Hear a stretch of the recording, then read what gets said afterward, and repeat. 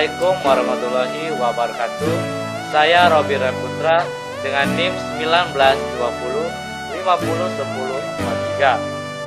Kelas 1951 KPIB 2019, Prodi Komunikasi Penyiaran Islam dengan Fakultas Dakwah dan Komunikasi UIN Raden Patah, Palembang.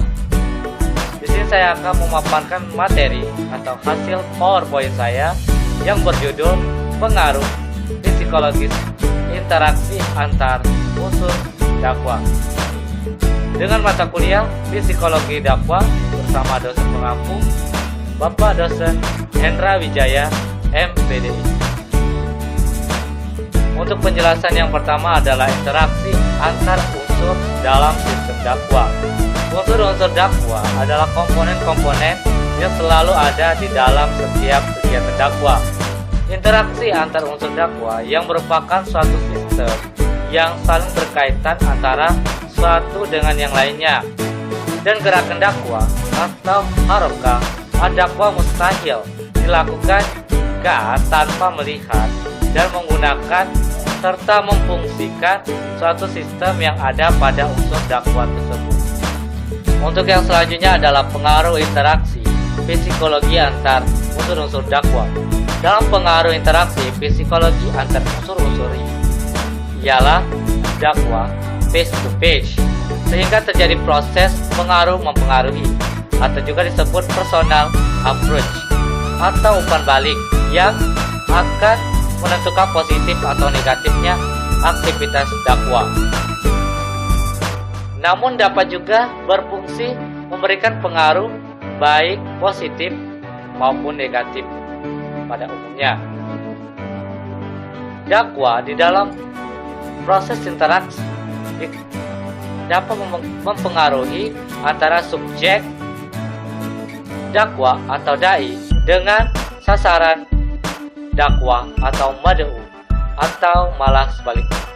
Yang selanjutnya, komponen dasar umum untuk dakwah. Menurut Amrullah Ahmad, ada 5 komponen dasar umum unsur dakwah. Yang pertama yaitu input atau masukan, yang kedua output atau keluaran, yang ketiga conversion atau pengubahan, yang keempat feedback atau kembali, yang terakhir environment artinya lingkungan. Selanjutnya adalah fungsi interaksi antar unsur dalam sistem dakwah dan implikasinya dalam gerakan dakwah. Gerakan dakwah atau lebih dikenal dengan dakwah harokah yang bermakna atau melalui sistem pergerakan. Kata harokah itu sendiri ialah harifah yang berarti gerak atau gerakan, merupakan lawan dari diam atau al-harakah bil al-sukun. Dikatakan gerak berarti orang yang berpindah atau mengambil posisi baru. Yang selanjutnya adalah teknik-teknik atau fungsi dari pergerakan dakwah secara optimal bila dilakukan secara baik. Untuk yang pertama adalah memberikan penjelasan secara komprehensif kepada seluruh elemen dakwah yang ada di dalam organisasi dakwah. Yang kedua, usahakan agar setiap pelaku dakwah menyadari, memahami, dan menerima baik tujuan apa yang diterapkan atau apa yang disampaikan. Yang ketiga, setiap pelaku dakwah mengerti struktur organisasi yang dibentuk. Yang terakhir adalah memperlakukan secara baik bawahan dan memberikan penghargaan yang diiringi dengan bimbingan dan kritik semua anggota.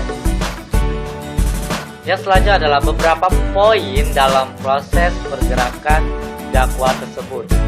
Yang pertama adalah memberikan atau pemberian motivasi, yang kedua bimbingan, ketiga penyelenggaraan komunikasi, yang terakhir adalah pengembangan dan peningkatan pelaksanaan. Selanjutnya adalah interaksi sosial dalam unsur-unsur kegiatan dakwah. Untuk yang pertama adalah pelaku dakwah atau dai, ketiga objek dakwah atau mad'u, ketiga lingkungan dakwah, keempat tujuan dakwah, ketiga terakhir adalah media dakwah. Untuk yang selanjutnya adalah interaksi sosial unsur-unsur dakwah menurut pakar ilmu. Yang pertama adalah interaksi antara mad'ah dan dai akan menghasilkan hakikat dan makna pesan dakwah tersebut. Yang kedua adalah interaksi antara dai dan mad'u akan menghasilkan kegiatan tabligh dan silaturahmi. Yang ketiga adalah interaksi antara mad'u dan tujuan dakwah menghasilkan model perilaku yang sesuai. Yang keempat adalah interaksi antara tujuan dan dai akan menghasilkan tema-tema efektivitas dan efisiensi kegiatan dakwah tersebut. Yang terakhir adalah interaksi antara dai, mad'u, mad'ah, dan tujuan dan wasilah. Jika bersama-sama akan menghasilkan kegiatan pemberdayaan dan pengembangan potensi kemanusiaan secara integral dan komprehensif. Yang selanjutnya adalah kesimpulan dari materi tersebut adalah unsur-unsur dakwah adalah komponen-komponen yang selalu ada di dalam setiap kegiatan dakwah. Esensi dakwah terletak pada ajaran, dorongan, rangsangan, serta bimbingan terhadap orang lain untuk mempelajari agama dengan penuh kesadaran. Namun, dari ruang psikologis, seorang dai dapat menanamkan nilai-nilai pelajaran dengan mengalirkan pesan-pesan sesuai kapasitas para jamaahnya. Baiklah, itu saja yang saya dapat jelaskan atau pemaparan materi atau juga hasil dari PowerPoint saya yang berjudul pengaruh psikologis interaksi antar unsur dakwah. Jika ada kata salah saya mohon maaf, kepada Allah saya mohon. Saya akhiri. Wal taufiq wal hidayah. Wassalamualaikum warahmatullahi wabarakatuh.